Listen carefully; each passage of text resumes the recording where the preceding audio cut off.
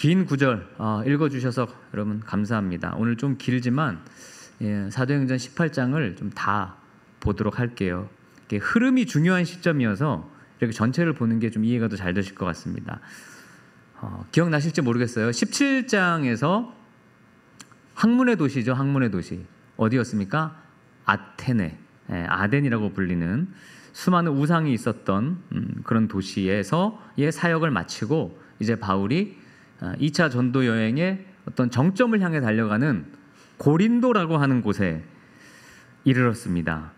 우리 성경에도 고린도, 전서, 후서가 있기 때문에 익숙한 이름의 도시입니다. 이 18장은 고린도 교회의 개척 이야기입니다. 고린도는 아가야 지방의 당시 수도였고 그리고 아주 거대한 신흥 항구 도시였어요. 상업이 발달했고 항구 도시, 과거 항구 도시처럼 향락의 도시였어요. 이 고린도에는 여러분 아프로디테 누구죠? 비너스라고 하는 소위 비너스죠. 그 신전이 있었는데 그곳에는 1000명이 넘는 여사제들이 있었습니다. 그러니까 소위 합법적인 매춘이 흥행하던 그런 전형적인 항구 도시의 어떤 타락상을 보여주는 곳이 바로 이 고린도입니다. 자, 근데 이 고린도가 바울에게 좀 특별한 이유는, 많은 도시를 다녔지만 좀 더 특별한 이유는 아주 다양하게 풍성한 귀중한 만남이 이루어진 곳이었어요. 만남. 아굴라와 브리스길라 부부를 만났어요. 그리고 성경 선생님이라고 불리는 아볼로를 만났고, 그리고 일전에 저쪽 지방에 두고 왔던 누구였죠? 디모데와 실라가 다시 이곳에서 합류하게 됩니다. 본문을 읽어보면 고린도에서 약 1년 6개월 정도 사역을 하는데, 이렇게 1년 6개월 동안 바울이 고린도에서 사역할 수 있었던 이유, 동역자들이 있었기 때문이에요. 그 만났던 그 귀중한 사람들 때문에 할 수 있었어요. 또 뿐만 아니라 보면 하나님이 바울에게 직접 위로도 하시죠. 격려도 하십니다. 바울이 이곳에서 이전에 있었던 데살로니가 교회에 편지를 써 보냅니다. 고린도에 1년 6개월간 머물면서, 그 편지가 우리 성경에 있는 무슨 책입니까? 데살로니가 전서 후서입니다. 또 고린도에 1년 6개월간 있었기 때문에 이제 나중에 고린도 전 후서가 나오게 되는 거죠. 이것만 봐도 고린도에서의 바울의 여정이 얼마나 큰 임팩트가 그에게 있었는지 짐작할 수 있습니다. 무엇보다도 다시 한번 말씀드리지만 바울은 여기서 아굴라 브리스길라 부부를 만났고, 이 부부를 만나지 못했다면 사도 바울의 그런 선교의 열매들이 과연 맺혀질 수 있었을까? 우리는 퀘스천 마크를 답니다. 일생일대의 사건이죠. 예수님 만난 거 다음 거의 디모데를 만난 거와 똑같은 동급의 만남, 바로 이 부부를 만난 일이에요. 초대교회의 가장 아름다운 평신도 부부 사역자였어요. 로마서 16장에 보면 바울이 나의 동역자입니다 라고 얘기했던, 그렇게 칭송했던 부부, 이 부부 사역자 덕분에 바울은 고린도 개척할 수 있었고, 그리고 에베소 교회를 개척할 수 있었고, 나중에 로마 사역까지 어떻게 보면 이 부부 때문에 가능했었던 겁니다. 그러니까 얼마나 귀중한 만남일까요? 자, 본문으로 좀 들어가 보겠습니다. 2절에서 4절 말씀 함께 읽습니다. 시작.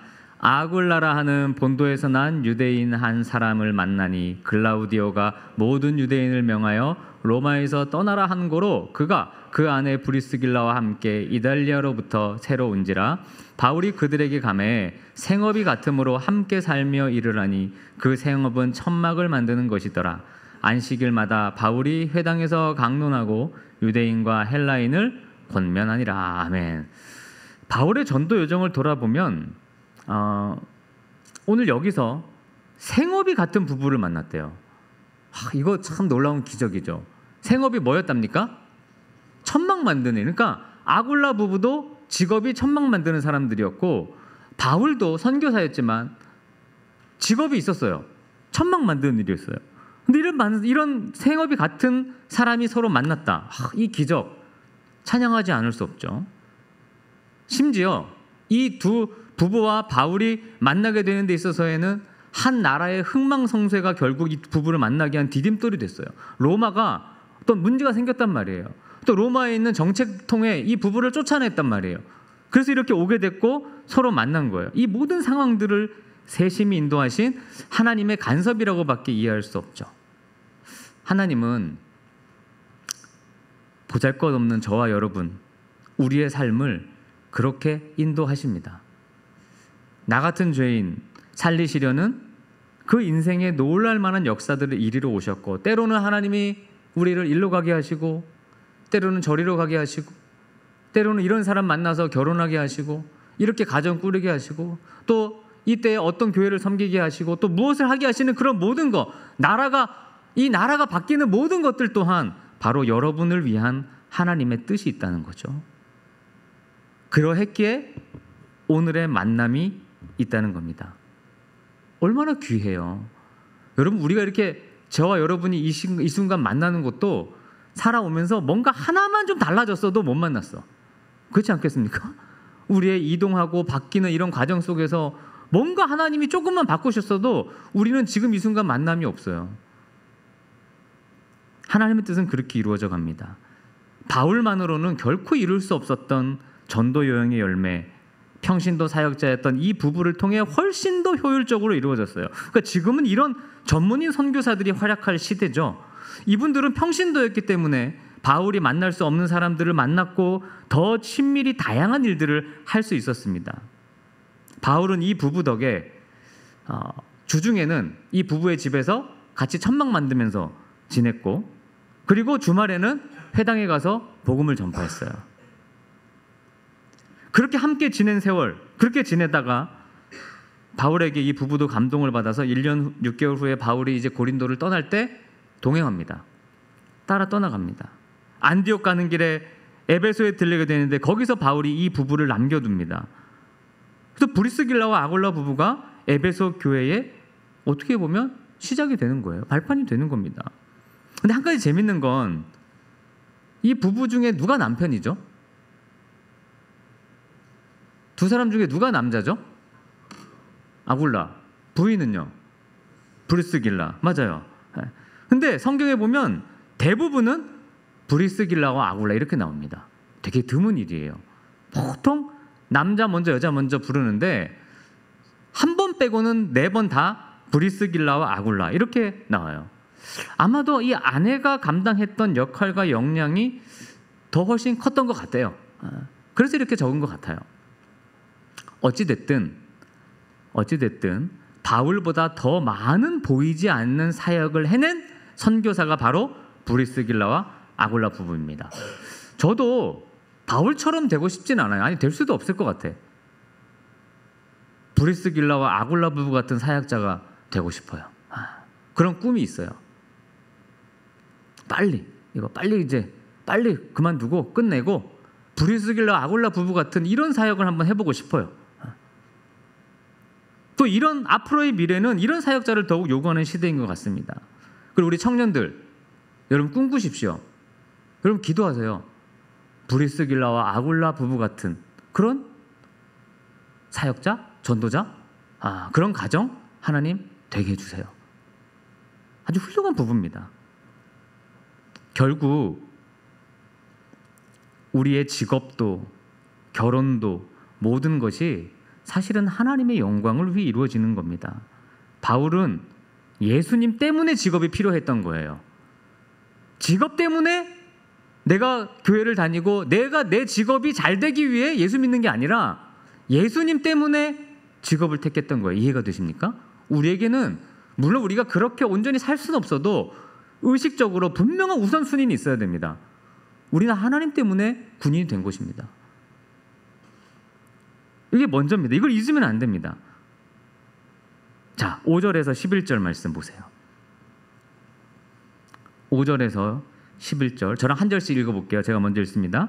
실라와 디모데가 마게도냐로부터 내려오매 바울이 하나님의 말씀에 붙잡혀 유대인들에게 예수는 그리스도라 밝히 증언하니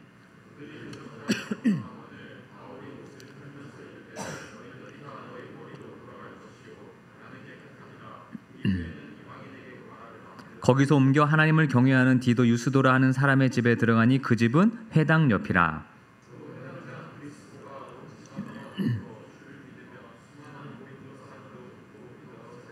밤에 주께서 환상 가운데 바울에게 말씀하시되 두려워하지 말며 침묵하지 말고 말하라.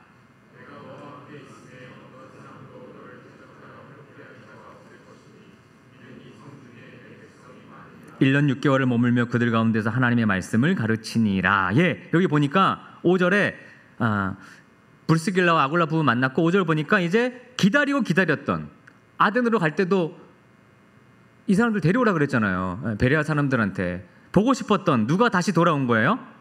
실라와 디모데 만났어요. 바울이 힘이 좀 났어요. 외로웠고 사역하기 힘들었는데 이 두 동역자도 와서 힘을 얻어서 하나님의 5절에 보면 하나님의 말씀에 붙잡혀 복음을 전했다. 예수님을 증언했다. 여러분 예수님 증언하는 일이 어렵죠. 전도하는 거 어렵죠. 근데 하나님의 말씀에 붙잡히면 할 수 있습니다. 이게 붙잡히지 않으면 진짜 하기 어렵더라고요. 심지어 내 가족들에게 우리 자녀들에게 이거 전하는 것도요. 하나님 말씀에 붙잡히지 않으면 잘 안 됩니다. 붙잡혀야 됩니다. 그래서 늘 기도하세요. 하나님 제가 하나님 말씀에 이렇게 붙잡혀 살게 해주세요. 말씀에 붙잡힌 바울의 전도로 회당장이 가족과 함께 주를 믿게 됐어요. 또 수많은 고린도 사람들이 세례를 받았습니다. 그럼에도 바울의 마음이 편한 것만은 아니었어요. 왜냐? 여전히 바울을 대적하는 사람들이 있었습니다. 이전에도 멀리서부터 쫓아와서 돌을 던지는 반대파들이 있었어요. 9절에 보니까 주님이 이렇게 말씀하셨습니다. 바울에게 두려워하지 말아라. 그 말은 바울이 뭐 했다는 뜻이에요? 두려워했다는 뜻이에요. 복음을 전하면서도 두려워했어요. 저 사람들이 나에게 돌을 던지고 나 잡으면 어떡하지? 날 죽이려고 하면 어떡하지? 또 침묵하지 말라고 하신 것은 복음 전하면서 바울이 뭐 했다는 뜻이에요? 때로는 침묵했다는 거예요. 말하고 싶었는데 말 못하겠다. 무섭다. 침묵했대요. 누가? 이 바울이. 이 엄청난 바울도. 이 디도 유스도의 집이 말하자면 바울의 두 번째 거점이었거든요. 이곳이 고린도 교회의 시발점이 되죠. 복음 전하다가도 두려움 때문에 집에 들어가 숨어서 침묵하고 말하지 않고 그렇게 했다는 거예요. 저도 이렇게 설교 준비할 때는 말씀에 붙잡히는 것 같고 또 때로 하나님 말씀에 붙잡히는 것 같아서 막 만나서 전도할 때도 있어요. 근데 또 많은 경우는 그냥 그 말하지 말아야지. 얘기하지 말고. 그냥 그럴 때도 너무 많아요. 침묵할 때도 많고 두렵고 걱정되고. 주님이 바울에게 말씀하십니다. 두려워 말아라. 그리고 계속 말해라. 침묵하지 말아라. 끊임없는 악한 사람들의 괴롭힘이 있었는데 그때 하나님이 바울을 위로하셨어요. 뭐라고 위로하셨습니까? 내가 너와 함께 있다. 10절입니다. 내가 너와 함께 있음에. 이 고린도 교인들에게 보냈던 고린도후서 4장에 보면 사방으로 우겨쌈을 당하고 답답한 일을 당하고 박해를 받고 거꾸로뜨림을 당해도 우리가 쌓이지 않고 낙심하지 아니하고 버림받지 아니하고 망하지 않은 것은 주님이 나와 함께 하시기 때문이다. 주님은 여러분과 함께 하십니다. 우리의 상황은 바울의 상황과 같습니다. 우겨싸움을 당하는 것 같고 답답한 일을 당하는 것 같고 박해를 받는 것 같고 뭔가 내가 거꾸로뜨림을 당하는 것 같아요. 그런데 그 순간에도 하나님은 우리와 함께 하십니다. 이것이 우리 크리스천의 믿음이죠. 내가 너와 함께 있다. 오늘 여러분 마음에 이 주님의 음성이 들리시기를 간절히 축복합니다. 내가 너와 함께 있다. 그러면서 주님 말씀하셨어요. 바울에게 이 성 중에 내 백성이 많이 있다. 이 말을 듣고 바울이 고린도를 떠나지 않았어요. 앞으로 그 이후로 1년 6개월을 더 이곳에 머물게 되는 거예요. 내 백성이 여전히 여기 있다. 여러분도 주님의 목소리에 귀를 기울이십시오. 바울이 고린도가 좋아서 여기 있었던 게 아닙니다. 빨리 떠나고 싶었죠. 그러나 주님 말씀하셨어요. 여기에 내 백성이 있다. 내가 준비한 청년들이 있다. 내가 준비한 그런 성도들이 있다. 12절 이후에 보니까 대적하는 자들이 바울을 또 공격하죠. 힘들었을 것 같아요, 진짜. 율법을 어기면서 하나님을 경외하라고 했다. 그리고 바울을 고발해요. 그런데 놀라운 건 이 소스데네가 바울을 로마법으로 붙잡아서 죽이려고 했거든요. 그런데 이제 이 법을 집행하는 갈리오 총독이 야, 그거는 유대인의 법이니까 율법 문제니까 그 걔네들에게 맡겨라. 나 상관하지 않겠다. 그러고 갑자기 그냥 그 바울을 돌려보내요. 그래서 사람들이 소스데네를 오히려 붙잡아서 구타하는 좀 이상한 일이 일어나요. 그리고 그렇게 소스데네를, 바울을 죽이려고 했던 소스데네를 사람들이 구타하는데 이걸 갈리오 총독이 그냥 방관합니다. 참 신기한 하나님의 개입이죠. 이미 하나님이 먼저 가셔서 준비하고 계셨어요. 다 준비해 놓으신 거예요. 여러분, 신앙생활이라는 게 이런 걸 경험하는 거잖아요. 그럴 때 행복하지 않습니까? 가보니까 이미 하나님이 준비해 놓으신 곳이야. 하나님이 준비해 놓으신 터전이었어. 여호와 이래. 아멘. 하나님. 바울은 브리스길라 부부와 이제 전도 여행의 시작이었던 2차 전도 여행의 시작점이었던 그런 장소로 돌아갑니다. 돌아가면서 안디옥으로 돌아가는 거죠. 겐그레아에서 머리를 깎았다는 이야기가 또 18절에 나와요. 왜 그랬을까? 이 고린도에서의 1년 6개월의 시간이 바울에게도 진짜 중요한 시기였어요. 바울의 신앙이, 사역자로서의 신앙이 한 단계 성숙한 장소였습니다. 바울이 후에 고린도 교인들에게 보낸 고린도 전후서를 보면 이 바울의 심정이 너무도 잘 나와 있어요. 그러니까 고린도에 있을 때 너무도 많은 것을 배웠던 거죠. 성장한 거예요. 고린도전서 9장 26절 27절에 보면 이런 말씀이 있습니다. 앞에 있습니다. 한번 같이 읽어볼까요? 시작. 싸우기를 허공을 치는 것 같지 아니하며 내가 내 몸을 쳐 복종하게 함은 내가 남에게 전파한 후에 자신이 도리어 버림을 당할까? 네, 고린도에 있으면서 배웠던 교훈. 바울이 이렇게 살았습니다. 그 영적인 시간에 대한 감사, 어떤 서원, 다짐했던 그런 거에 대한 결과로 머리를 깎았어요. 여러분, 바울에게도 이런 영적 성장의 시간이 있는데 하물며 연약한 우리들이 이런 영적인 도약이 때마다 필요하지 않겠습니까? 필요하지 않을까요? 우리 7월을 시작하는 마당에 다 같이 머리를 한번 깎아볼까요? 우리 신앙생활 좀 제대로 해봅시다. 이런 마음으로. 진짜 우리 제대로 한번 합시다. 맨날 그냥 거기서 그냥 머물지 말고 우리 진짜 한번 해보죠. 라는 의미로. 뭐 아무도 동의 안 하시네요. 할 마음이 없으시죠? 여러분, 우리 7월이 시작됐는데 여러분에게도 뭔가 이 뜨거운 여름이 영적으로 성장할 수 있는 그런 시간들 되시기를 축복합니다. 그렇게 하나님께 기도 드리십시오. 바울은 에베소에 브리스길라와 아굴라 부부를 남겨두고 혼자 안디옥으로 복귀했어요. 그 에베소에 또 사역이 필요했나 보죠. 사역을 맡겼습니다. 자, 그런데 거기서 이 부부가 누구를 만나는 에피소드가 하나 더 등장하죠. 18장 마지막에 누구를 만납니까? 네, 아볼로라고 하는 사람을 만나는 사건이 나와요. 24절에서 28절입니다. 자, 저랑 한 절씩 읽어보겠습니다. 알렉산드리아에서 난 아볼로라 하는 유대인이 에베소에 이르니 이 사람은 언변이 좋고 성경에 능통한 자라.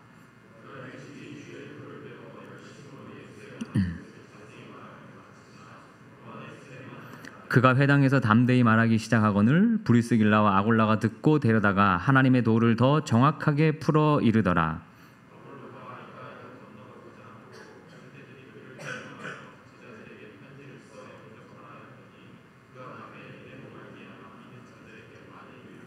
이는 성경으로서 예수는 그리스도라고 증언하여 공중 앞에서 힘있게 유대인의 말을 이김이러라. 아멘. 자, 아볼로라는 사람 대단한 선생님이었어요.